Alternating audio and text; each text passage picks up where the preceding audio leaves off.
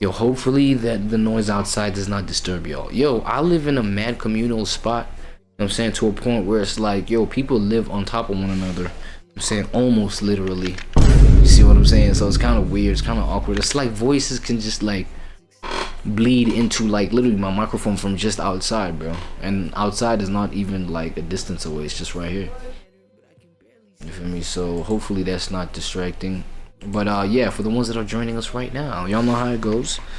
We're chopping up the story of this weirdo right here. Let me just get this out the way.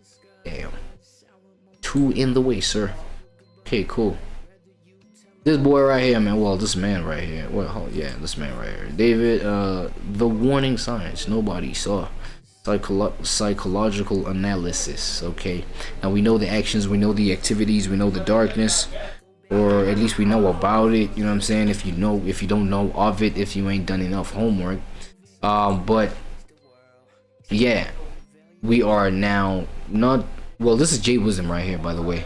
He's not focused really on the deeds so much, but the psychological analysis. See what I'm saying? We still with the early life and what affected maybe his psychological development with regards to his early life. And that's where we at, man. Let's get to it.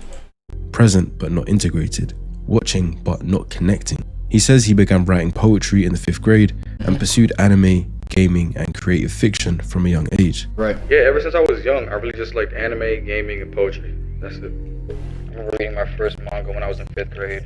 Dragon Ball, Yeah. Tokyo Ghoul, and see these fantasy characters with powers and all that. That weren't superheroes. And that inspired me to start writing and write my own stories about them. Okay. But just in case his parents couldn't give him any more reason to resent them, they took him out of public school, the only place he was getting any sort of socialization, the place where he was letting his imagination run wild. Yeah. And they instead placed him on an isolated homeschool curriculum. Transitioning from public school to homeschool is tragic. First 2 years was tragic. Like, What do you mean tragic? I was asking to go back to school almost every day. My brother too. Was the decision to move from public schooling to homeschooling a difficult one? It was, and it wasn't mine, it was my parents. So there's 2 different types of homeschooling in America. There's like group homeschooling, where it's parents that don't want their kids to be in public school environments, but they still want them to be in social groups. So they have like, you have homeschool kids that meet once a week at a time. Yeah, that's what my biggest question was though, actually, because I've never been homeschooled, right? It's kind of like, yo, the homeschool idea, man. It's like that whole homeschool idea. Is it really just like, because I could understand how isolating it could be. You know what I'm saying? Especially when it comes to developing your social skills, really. You know, to be honest, myself, right now, you know, in retrospect, I see the whole schooling experience as practice for social connection and social dynamics and social this, that, and the third, right? Just to, you know, being able to be a social being that can be able to be a decent social being, you know what I'm saying, socialize in a decent way. You needed that environment, you needed that sort of platform for you to practice to do that. I feel like school, if you don't, you know, if you learn anything in school, that should be, if you don't learn anything in school, at least learn that, you know what I'm saying, how to make those friends, how to make those enemies, how to interact with both these parties, how to make, you know, a girlfriend, a boyfriend, this, that, and the third, have your heart broken, you know, recover from that, living amongst the people that be breaking your heart, but you still among them every day, and be, you know what I'm saying, because at the end of the day, it's not like somebody breaks your heart and you gotta kill them instantly, you know what I'm saying, or you gotta, I don't know, do some weird stuff. It's like school environments, they teach you how life goes on and how life should go on, and you know, these are just like human deeds, and more than just like you taking L's, you can take a W while your enemies take the L's, and it's this little dance that happens. Like, being social really teaches you that it cycles within the whole, you know, interactive nature of human beings, you know what I'm saying, and it's really no, like, one position cannot be occupied or maintained forever, you know what I'm saying. These are the little gems that being social teaches you. Now, homeschooling, you know, I would imagine, like, damn, if homeschooling is whatever it is, it's like, yo, but the benefit of just like developing the psychology to be just socially decent, right? To be socially decent what I'm saying, and not be socially retarded, at least be able to deal with people, you know what I'm saying, in a decent way. I feel like if anything, bro, that's what homeschooling would have took, you know, it would take away. But then, right, I'm right now years old, knowing that it could be just like group, like parents that just want to group their own kids to socialize by them. At least there's some social aspect to it, you know what I'm saying, instead of just like, you know, having that homeschooling experience where it's just you in the crib, bro. It's just you and I don't know, whoever is hired to come and teach you, or your grown folks are teaching you, and that's your experience for social experience. That's crazy. At a specific place, and they play like extracurricular activities like basketball and stuff like that, so they can socialize, and they do the work on paper. And then there's a second homeschooling where it's just strictly on computer. That's what I did. They didn't let him enroll on the socialized model involving group meetings with peers, but a fully computer-based. Yeah, then that's why maybe he like lost touch with really just like the reality of, bro, what like the ideas of what inspired the activities that you did to land you in prison right now. It's not okay, gang. You know what I'm saying? So he didn't even get, you know, that kind of environment. I'm not even defending his actions. I'm just saying where, like, this would be my speculation of like where it stemmed from. The fact that he think murder would be okay, right? That's where it's like, that's crazy, man.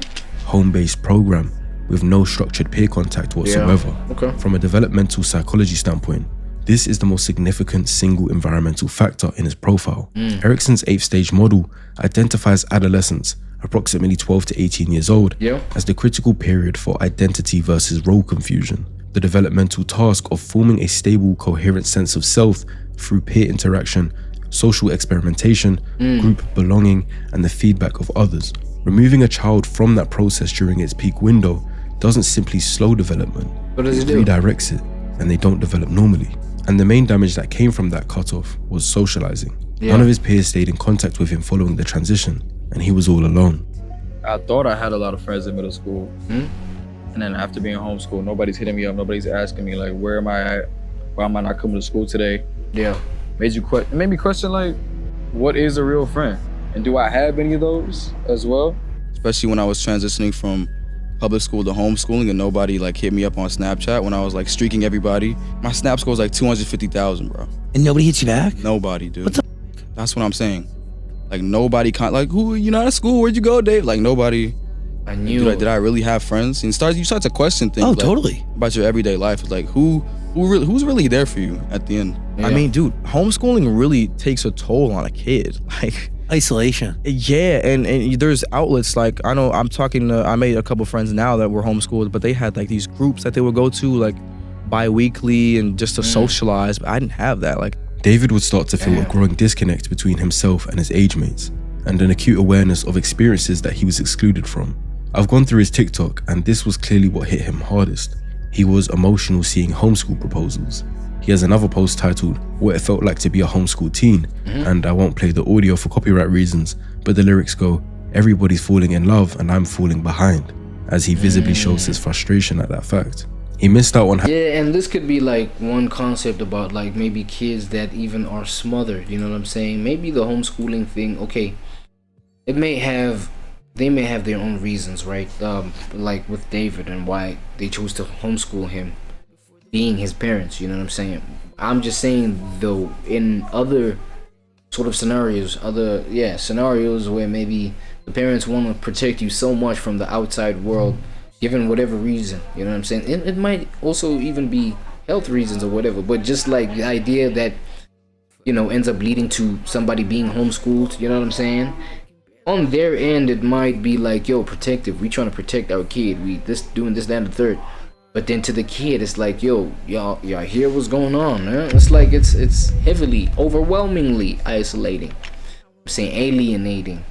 See what I mean? And that could have like detrimental effects on the psyche, though. You know what I mean? And let me just disclaim the fact that we're not defending any act of degeneracy that we know about homie. You know what I'm saying? At the same time, like dude did some monstrous things for sure. You feel what I'm saying? But then again, we are not like, why we here today though. As per the channel, it's J Wisdom, and you know the title saying that we're here for the psychological analysis. Damn. I need some water, y'all. Y'all gonna have to give me a second, man. Let me just go get some water. But yeah, that's the whole thing, right? Having high school relationships, but had to watch everyone else get to have one through Snapchat. Yeah. His former peers got to post relationship quotes and pictures with their partner, whilst he stayed at home, unable to do anything but watch. As the caption says, homeschool and being on social media 24/7 was not a good mix. In another post, he says his superpower is never being able to express my feelings properly because I was homeschooled and had no social life for 5 years. And on another, he says, I was homeschooled all my life. I never got to experience any school dances. When adolescents are denied normal peer socialization, the need for connection and belonging doesn't disappear. It finds alternative channels.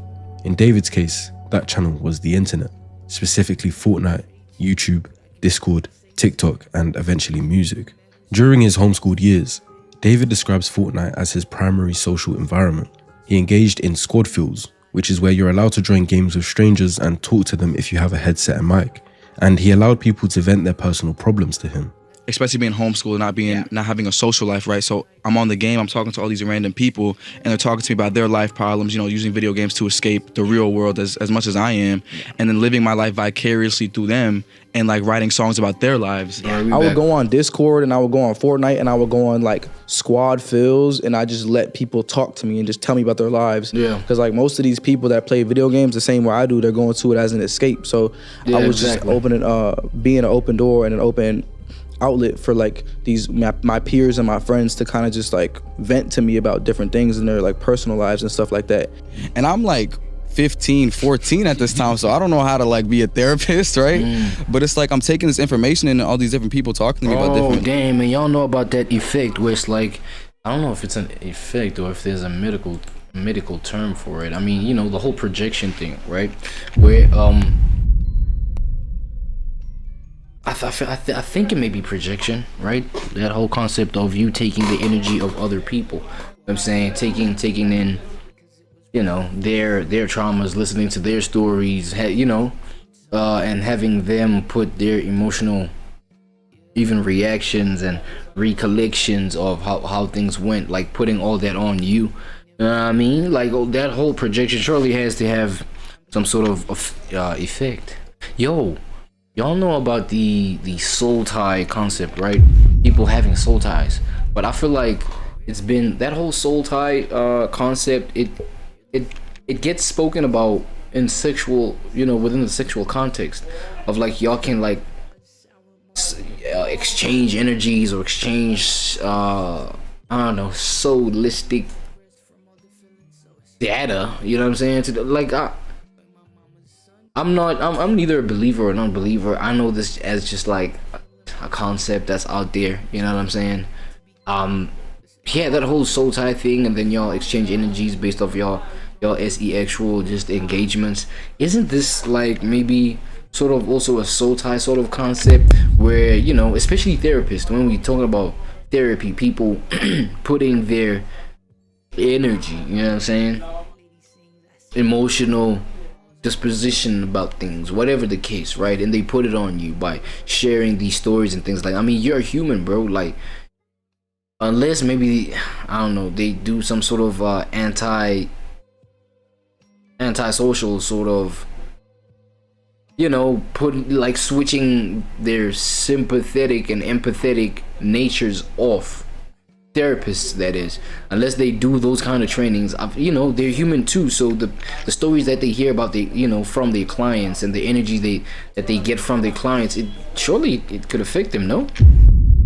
Surely it affects them. And wouldn't that now count as like some soul tie sort of exchange, or an exchange that could like result to a soul tie? I don't know. Like, I'm not even talking about in the exact direct way, but just the effects. Doesn't that have like some soul tie sort of effect? Because it's that sort of exchanging of energies as we know it, bro. You know what I'm saying? That whole thing, just like how it happens with the sex. No? Hey, and I need honest comments in the comment section too. Like really help me with this one. I really want to understand that. Like problems and situations, I'm like, wow, this is really what humans are like. Like these are humans. Yeah. The fact he says, wow, so this is what humans are like. These are humans. Damn. Tells me that he may literally be an animal in his own brain. Like literally he may identify like, bro, I literally am not a human. And I know people may say that on some trivial vibe, like, yeah, I know, trying to be funny, like, I've just been cooped up, you know, in my own space, like, let me just go touch grass and see what, you know, because I literally don't feel human anymore, you know what I'm saying? Let me go see what these humans are doing, you know what I'm saying? Not on some jokey vibes. Like this guy probably literally felt like he's an animal, like he's an alien, bro. Like he's literally not human, gang. Like I feel like that's literally was it in his head. this was the only way David was understanding human psychology at that time. This is a clinically unusual developmental pathway, normally an adolescent's model of human behavior. But this is actually serious, hey? Like in retrospect, seeing like, because you know, you hear about stories about a kid that behaves like this and was raised up like this, you know what I'm saying? You might, you know, be quick to be like, yo, nah, at least he wasn't in the streets, right? At least he was, you know, both parents were in his life, you know, both parents were still married, you know what I'm saying? Nah, at least, you know, he was homeschooled, he was not like thrown out there with the rest of, you know, everybody else's kids, and you don't know what the hell is going on out there. It's like, you may be inclined to think, nah, bro, like you should turn out as a okay kid from all of that, right? Bro, do your homework, bro. Do your homework on this man. Actually freaking scary, dog. It's so creepy, dog. It's like, you know? So it's like, what aspect of choosing a path for your family, for your offspring, like what do you think that it's like at this point nothing guarantees somebody to be decent though. You know what I'm saying? It's like nothing can guarantee your son or daughter or whatever not being an animal for real. Y'all may be like rich as fuck, you know what I'm saying, and protect them and coddle them and smother them with like everything soft living, you know what I'm saying, the highest whatever to leave them protected, you doing the homeschool, you know what I'm saying, taking them to all type of classes, you know, dance classes, piano classes, bro, to make sure that he can like at least, you know, experience like whatever interest that he may be into, you know what I'm saying, potentially, and see what sticks, you know what I'm saying. Whereas somebody that has to struggle for that, they had to just like, you know, I don't know, bump into whatever they can bump into and then make sure that you know, try and make that work as far as possible before losing. Like, nah, the homie had the options of, okay, do you want to do this? No, I don't want to do that. Okay, we quit that. Okay, let's go try this class, piano class. Do you like that? Nah, I don't like that. Okay, let's try. You know what I'm saying? But you never, like, you may think that's the good thing, but you never know how it's affecting y'all kids. Especially, I feel like doing all that without checking in with your kids, right? So being there and doing all these miscellaneous materialistic things, and you can do all these things, pull all these things off for your kid, but not like checking in with your kid, really deeply understanding, like, damn, y'all don't think his parents would have probably been able to tell that, yo, I don't think this kid sees other human beings as human. That is very concerning. What can we do about that, right? It's like, nah, bruh. Maybe they was ignorantly providing what they. Maybe ignorance is the real like demon here, right? Maybe ignorance was, well, in his case, like a whole lot of things is messed up right now. A whole lot has been, oh fuck, bro. A lot of things have done like went to hell in his life already. That, you know what I'm saying? But again, just analyzing the man's psychology real quick. It's built through direct, embodied, reciprocal experience, like friendship, conflict, romantic experience, loss, etc. But David built his model of human psychology through a parasocial and semi-anonymous listening role, absorbing other people's problems through a gaming headset. This produces a specific kind of social intelligence, highly observational, empathically competent on an intellectual level, but fundamentally disembodied. He understands humans like a researcher understands subjects, not as a participant understands his peers. Right. And that's going to be significant when evaluating his later relational behavior. So he was chronically online, seeing. Hold on. No, I think before we go on with this one, bro, like, might as well go ahead with the word from the sponsors, and then should be good. We should be good beyond that. You tell them, but now the truth is I've digressed from all the feelings, so it's forever though. But my mama's son is missing, ain't no telling, do they love or did they kill him? The dominoes have fallen, we can't go back to beginning. This existential crisis, the reason I cannot keep